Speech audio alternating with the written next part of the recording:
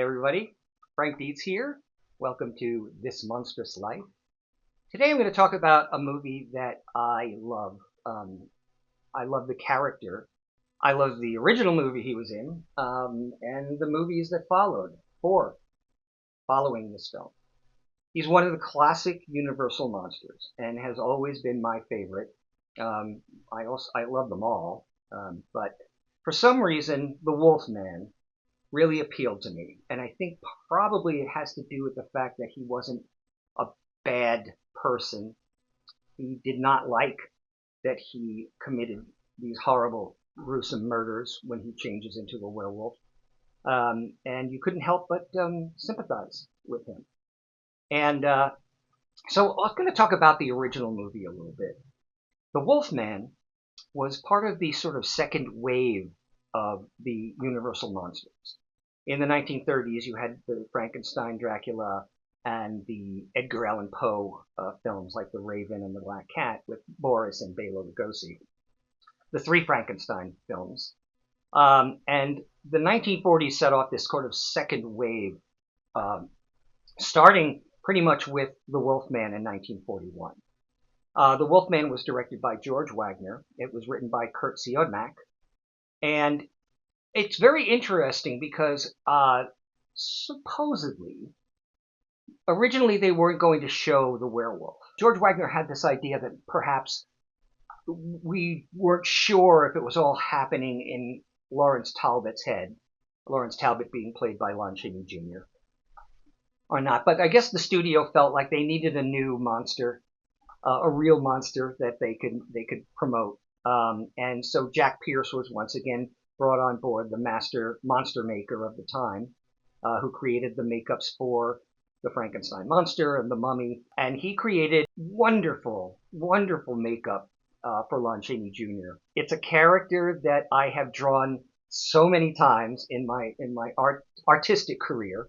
Now, the movie is a little more contemporary than the Frankenstein films. One of the very first scenes, you see Lon Chaney Jr. being driven in a car. There aren't a whole bunch of people wearing lederhosen and hats with feathers in them and dancing in the streets and so forth. There are gypsies, though. Anyway, Lawrence Talbot returns to his home in Wales, Llanwelly Village, to reunite with his father. He's been away in America for many, many years, and his brother recently died in a hunting accident. So Larry comes back home to be with his dad. And very quickly, he becomes smitten with the local shopkeeper's daughter, Gwen Conliffe, who's played by Evelyn Ankers. And they go out one night to a gypsy, call it festival, and they bring a friend with them. Now, this woman goes and has her palm read by one of the gypsies, who is played by Bela Lugosi. He's with a big handlebar mustache. It's wonderful. And what we find out is that Bela is actually a werewolf. And he sees the pentagram in the palm of her hand, meaning that she's going to be the next victim. So he turns into the werewolf. He attacks Jenny, I think her name was. And Larry, who has recently bought a silver-headed cane that looks like a wolf's head from Gwen Conliffe, rushes to her aid and beats the werewolf to death, but gets bitten in the process. And we all know what happens when you get bitten by a werewolf, and if you don't die, you then become a werewolf. And the rest of the film is about Larry's struggle with this curse that's been put upon him that nobody will believe is true. We know it's true because we get to watch him change we watch his feet change into the werewolf. We don't see him. They saved the really cool face transformation for the next film, the sequel. The cast is amazing. Claude Rains plays Sir John Talbot, Larry's dad. And he brings just this wonderful class to the proceedings. You have actors like William Warren, Patrick Knowles, Maria Uspenskaya as Maleva, the gypsy woman, who offers to sort of help Larry with his transition from normal human into the life of a werewolf. The photography is great, so atmospheric. It's loaded with these wonderful bare trees in this forest that is shrouded with this mist. And we do get a few really good werewolf scenes. One of which he kills a gravedigger in the middle of the night. And what's really funny is that the actor who plays the gravedigger who gets killed by the Wolfman in this film plays a criminal, a grave robber in the next film.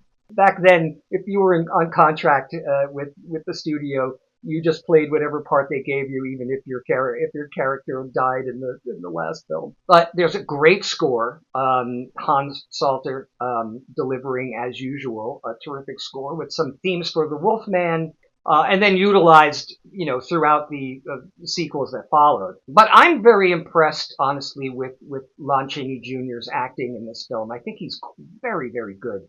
We already knew he could be a good actor from movies like Of Mice and Men, which, probably looking back he should have been nominated for an Academy Award for that performance.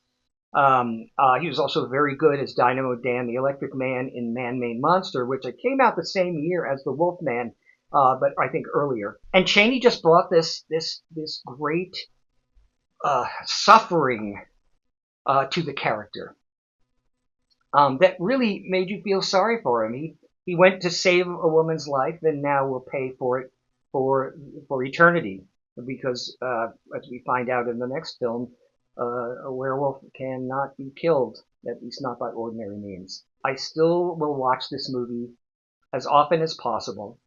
I love every single part of it, and being really what is the last of the traditional monsters, that being the monsters that were set in Europe, he holds his own with the other monsters. Thankfully, Universal has now come to realize how important the popularity of their monsters are, and they're going to be opening a whole new attraction in Orlando, which is a whole land very much like the Harry Potter land that you may have been to at one of the Universal Studios theme parks.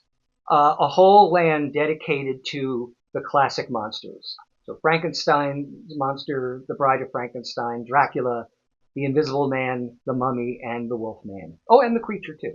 Going to be a part of that as well. So good for you, Universal. It's about time. You guys woke up.